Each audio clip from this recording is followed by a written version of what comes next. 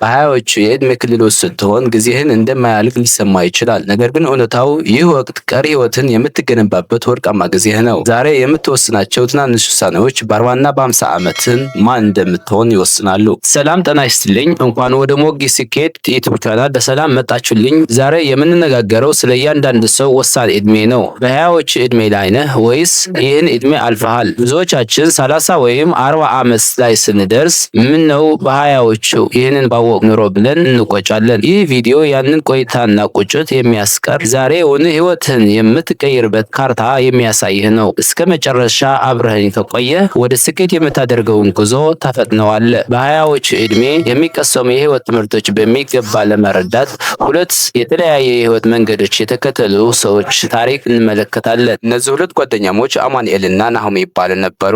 አማኑኤል ገና በሀያዎቹ መጀመሪያ ላይ እያለ ጊዜ ትልቁና የማይተካ ሀብቱ መሆኑን በሚገባ ተረድቶ ነበር። ትርፍ ሰዓትን በማይጠቅሙ መዝናኛዎች ከማባከን ይልቅ አዳዲስ ክህሎቶችን በመማር መጽሐፍቶችን በማንበብና ራሱን በዲጂታል እውቀት በማበልጸግ ላይ አተኮረ። ውድቀትን እንደ መመሪያ አጋጣሚ በመቁጠር የተለያየ አዳዲስ ቢዝነሶችን ከመሞከር ወደ ኋላ አላለም። በገንዘብ አያያዝ ረገድም ብልህ የነበረ ሲሆን ከሚገኘው ገቢ ላይ የተወሰነውን የወደፊት ኢንቨስትመንት ማከማቸት ልማዱን አደረገ። በዙሪያው ጠንካራ ራዕይ ያላቸው እና ወደፊት የሚገፉትን ጓደኞች በመምረጥ ጤናማ ማህበራዊ ትስስር ፈጠረ። አካላዊና አእምሮአዊ ጤንነቱን ለመጠበቅ በየቀኑ እንቅስቃሴ በማድረግ ራሱን ለታላቅ ስኬት አዘጋጀ። በሀያዎቹ መጨረሻ ላይ ሲደርስ አማኑኤል የራሱ የሆነ የገቢ ምንጭ የፈጠረና በራሱ የሚተማመን ስኬታማ ወጣት ለመሆን በቃ። ናሆም የሀያዎቹ ዕድሜ መቼም የማያልቅ መስሎት ጊዜውን ያለምንም እቅድና ዓላማ ያሳልፍ ነበር።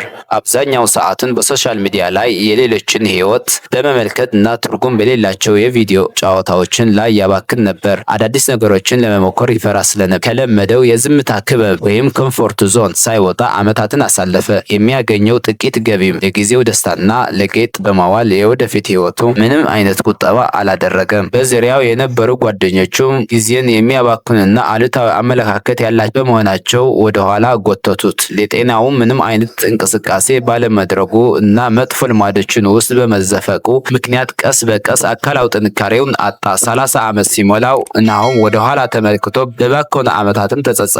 ነገር ግን የጠፋ ጊዜ መመለስ አልቻለም። ዓላማና ግብ አልባ ሆኖ መቆየቱ ዛሬ ላይ ለከፍተኛ ቁጭትና ለዝቅተኛ በራስ መተማመን ዳርጎታል። የገንዘብ ነፃነት ባለማግኘቱ ምክንያት አሁንም በሰው እጅ ላይ ጥገኛ ሆኖ ለመኖር ተገደዋል። የናሆም ታሪክ ጊዜን አለመጠቀምና ለራስ ግድ የለሽ መሆን መጨረሻ ቁጭት መሆኑን የሚያሳይ ትልቅ ማስጠንቀቂያ ነው። ታሪኩ ላይ እንደተመለከትነው በሀያዎቹ ዕድሜ ውስጥ ያለህ ማድረግ ያለብህ 10 ወሳኝ ነጥቦች እንደሚቀጥለው እናያለን። አንደኛ፣ ጊዜ ትልቁ ሀብትህ መሆኑን መረዳት። አንደርስታንዲንግ ታይም አዝ ከረንሲ። በሀያዎቹ ዕድሜ ውስጥ ስንሆን የማያልቅ ጊዜ ያለ ይመስለናል። ነገር ግን እውነታው ከዚህ በተቃራኒ ነው። በዚህ ዕድሜ የምታጠፋው እያንዳንዱ ደቂቃ የወደፊትህን ማንነትን የሚወስን ኢንቨስትመንት ነው። ብዙ ወጣቶች ጊዜያቸውን በማይጠቅሙ መዝናኛዎች እና ሱስ ውስጥ ሲያጠፉ፣ ጥቂቶች ግን እውቀትን በመገበየትና ክህሎት በማዳበር ላይ ያውሉታል።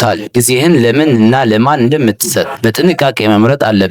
ዛሬ የምትዘራውን ትጋት በ30ዎችና በ40ዎቹ ዕድሜ የምታጭደው ስኬት ነው። ጊዜህን ማባከን ማለት ህይወትን ማባከን መሆኑን ተረድተህ በየቀኑ ለህልምህ የሚሆን አንድ እርምጃ መራመድ ይኖርብሃል። ይህ ዕድሜ ተመልሶ የማይመጣ ወርቃማ ዕድል በመሆኑ ለምርታማ ስራዎችን ቅድሚያ መስጠት የስኬት ሁሉ መጀመሪያ ነው። ሁለተኛ፣ ስህተትን ለመስራት አለመፍራት። ዘ ፓወር ኦፍ ፋይለር። በሀያዎቹ ዕድሜ ውስጥ ስትሆን ትልቁ ስህተት ምንም አይነት ስህተት ላለመስራት መሞከር ነው። ይህ ዕድሜ አዳዲስ ነገሮችን ለመሞከር፣ ለመውደቅና እንደገና ለመነሳት የተሰጠ የሙከራ ጊዜ ነው። ብዙ ሰዎች ውድቀትን እንደ መጨረሻ ያዩታል። ነገር ግን ስኬታማ ሰዎች ውድቀትን እንደ ትልቅ ትምህርት ቤት ነው የሚቆጥሩት። አሁን ካልተሳሳት መቼም ልትማር አትችልም። ምክንያቱም እውነተኛ ጥበብ የሚገኘው ከተግባርና ካጋጠሙ ብዙ ፈተናዎች ነው። ፍርሃትን ተጋፍተህ ወደፊት መራመድ ስትጀምር ውስጣዊ ጥንካሬ እያደገ ይመጣል።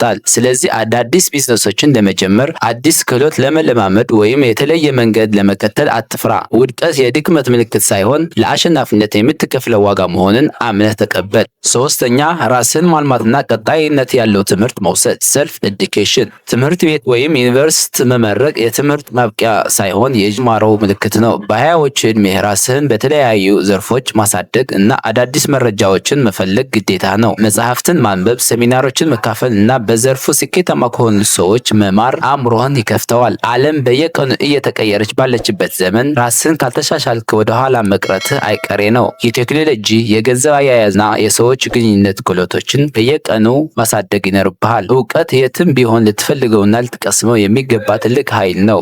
ራስን በገነባህ ቁጥር የገበያ ዋጋ እና የራስ መተማመንህ መንፈስህ አብሮ ያድጋል። አራተኛ የገንዘብ አያያዝ ጥበብ ፋይናንሻል ሊተረሲ። በሀያዎች ዕድሜህ ልትማረው የሚገባው ትልቁ ትምህርት ገንዘብ እንዴት ማግኘት ብቻ ሳይሆን እንዴት ማቆየትና ማሳደግ እንደሚቻል ነው። ብዙ ወጣቶች ለመጀመሪያ ጊዜ ገቢ ማግኘት ሲጀምሩ ለዝናና ለጌጥ ያጠፉታል። ይህ ግን ወደ ድህነት የሚወስድ መንገድ ነው። ከምታገኘው ገቢ ላይ የተወሰነውን ማዳንና ኢንቨስት ማድረግ ባህልህ ማድረግ አለብህ። ኮምፓውንድ ኢንተረስት ወይም የተጠራቀመ ወለድ በወጣትነትህ ሲጀምር ውጤቱ እጅግ አስደናቂ ነው። አላስፈላጊ ዕዳዎችን ማስወገድና የሀብት ምንጮችን ማብዛት ለወደፊት ነጻነትህ መሰረት ነው። ገንዘብ ለአንተ እንዲሰራ ማድረግ እንጂ አንተ የገንዘብ ባሪያ መሆን የለብህም። ዛሬ የምታደርጋቸው የገንዘብ ውሳኔዎች የነገውን የኑሮ ደረጃ ይወስናሉ። አምስተኛ ጤናማ ግንኙነቶችን እና አጋሮች ዘ ፓወር ኦፍ ኔትወርኪንግ። በዙሪያ ያሉ ሰዎች ያንተን ማንነትና የወደፊት ዕጣ ፈንታ ይወስናሉ።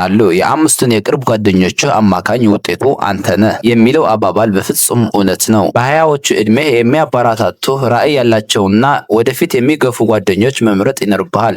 ጊዜህን ዝም ብለው ከሚያባክኑ እና አሉታዊ አስተሳሰብ ካላቸው ሰዎች ራስህን አርቅ። ጠንካራ ማህበራዊ ትስስር መፍጠር ለስራ እና ለህይወት ስኬት ትልቅ በር ይከፍታል። መልካም ስብዕና ያላቸው እና ካንተ የተሻለ እውቀት ያላቸው ሰዎችን ተጠጋ። ብቸኝነት አትፍራ። መጥፎ ጓደኛ ከሚኖሩህ ብቻህን ሆነህ ራስህን ብታንጽ ይሻላል። ስድስተኛ የአካልና የአእምሮ ጤና ሄልዝ ኢዝ ዌልዝ። ጤና ከሌለ ስኬት ትርጉም የለውም። ስለዚህ በሀያዎቹ ዕድሜ ለሰውነትህ ትኩረት ስጥ። የአካል ብቃት እንቅስቃሴ ማድረግ፣ የተመጣጠነ ምግብ መመገብና በቂ እንቅልፍ ማግኘት መሰረታዊ ፍላጎቶችን ሊሆን ይገባል። በተመሳሳይ ሁኔታ የአእምሮ ጤንነትህን መጠበቅ እጅግ አስፈላጊ ነው። ጭንቀትና ውጥረት መቆጣጠር ተማር። ሱስ እና መጥፎ ልማዶችን በዚህ ዕድሜ ካልተቆጣጠርካቸው ዕድሜ ልክ ሊያሳድዱህ ይችላሉ። ጤናማ ሰውነት ፈጣንና ንቁ አእምሮን እንዲኖርህ ይረዳል። ዛሬ ለጤና የምትሰጠው ጥንቃቄ በስተእርጅና የምትከፍለው የሕክምና ወጪ ይቀንስልሃል። ራስን መውደድ ማለት ሰውነትን በጥሩ ሁኔታ መያዝ ማለት ነው። ሰባተኛ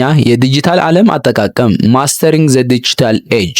ሶሻል ሚዲያ ሊያጠፋህ ወይ ሊያለማህ ይችላል። ምርጫው ያንተ ነው። በሀያዎች ዕድሜህ ኢንተርኔት እውቀት ለማግኘትና ገቢ ለማመንጨት ተጠቀምበት። የሌሎችን ህይወት እያዩ ከመቅናት ይልቅ የራስህን የዲጂታል አሻራ ለመፍጠር ጥረት አድርግ። ቴክኖሎጂን ለፈጠራ ስራ እና ለግል ብራንድ ግንባታ ማዋል የስኬት አቋራጭ መንገድ ነው። አላስፈላጊ ቪዲዮውን በማየት ሰዓታትን ከማባከን ይልቅ አዳዲስ ክህሎቶችን የሚያስተምሩ ቻናሎችን ተከታተል። ዲጂታል ዓለምን ማለቂያ የሌለው እድል የያዘ በመሆኑ ይህንን እድል ለበጎ ተግባር ተጠቀምበት።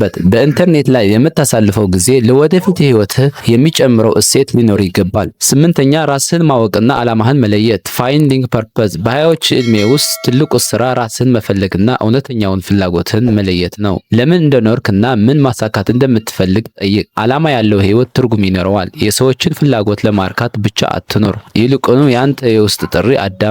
ዓላማህን ስታውቅ የሚያጋጥሙ ፈተናዎች ሁሉ ቀላል ይሆናሉ።